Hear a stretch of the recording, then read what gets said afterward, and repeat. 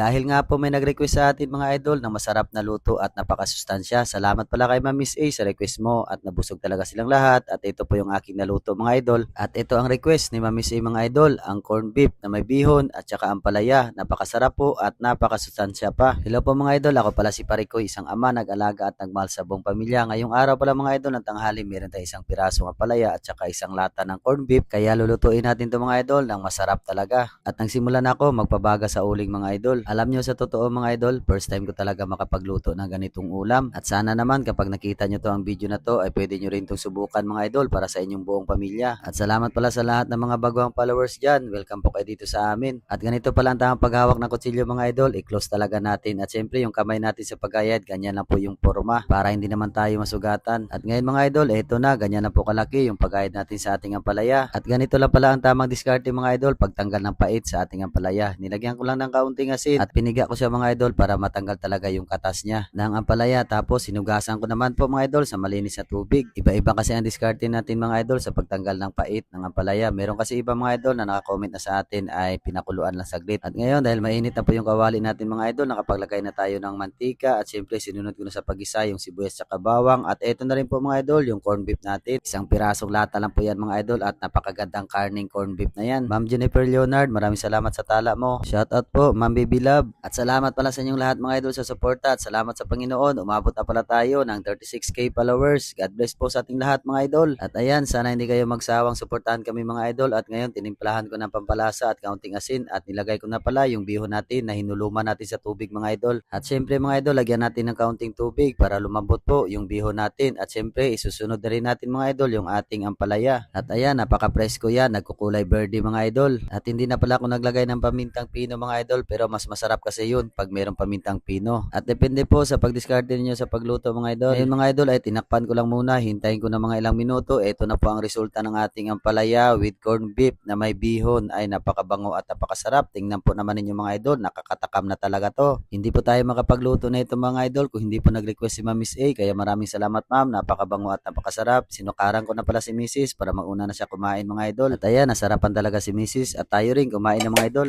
Request ni Ma'am Miss A mga idol. Napakasarap po. Gabi no?